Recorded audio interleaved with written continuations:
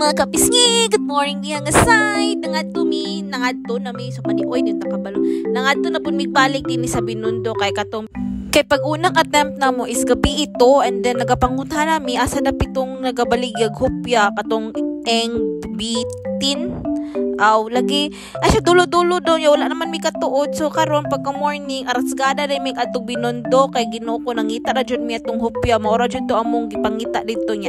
Nagtry mi aning mga street foods nila lahi jud ning impact lagi sa social media kay taga Davao mo adto jud Binondo ba, but anyways lami man jud yung hupya jud diri sa Binondo katong sa eng biten diba sa pag gahi kay tong bakba so mao na siya guys, first time na mo kita sa Binondo church diba pa picture jud mi kay para ingnon jud na nakapalit mi charot.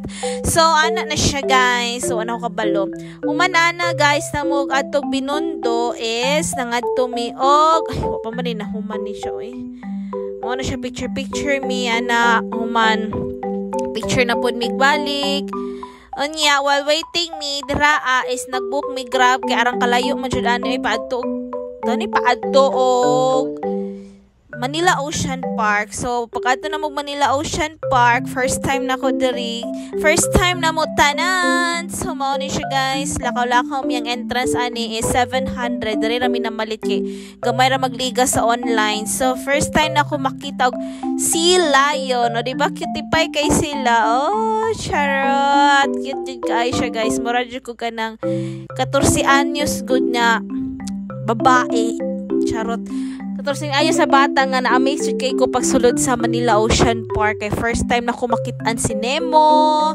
kitaan ako si Shark, Baby Shark, ug sa patong mga ubang isda dito ay jellyfish, nya penguin, diba? Pati na mong tuyok-tuyok mga dagkong isda, nga wadyo kabalo sa mga pangalan ani.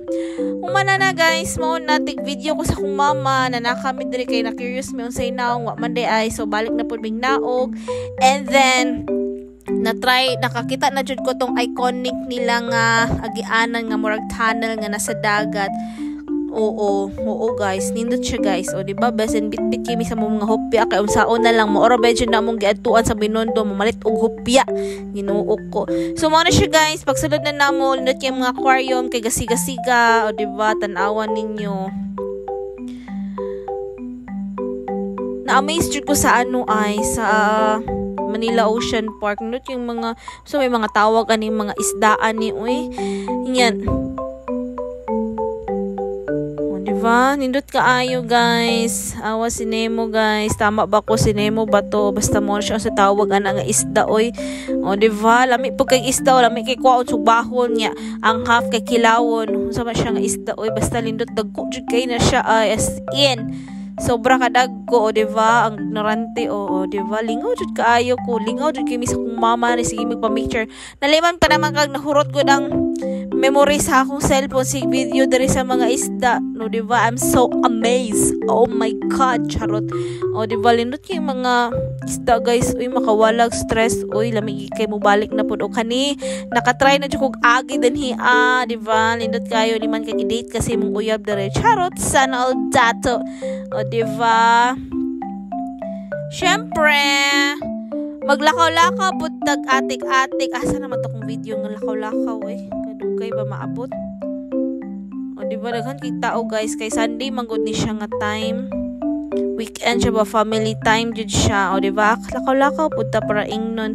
So mo na siya guys, picture na mi sa natuyok siya namutan na nindot kaayo niya paggawas na mo diba anak na siya guys. So that's all, thank you guys, salamat sa pag-watching amping tatanan and God bless us all.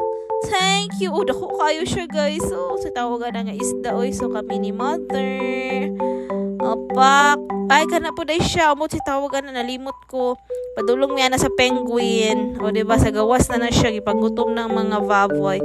So thank you guys.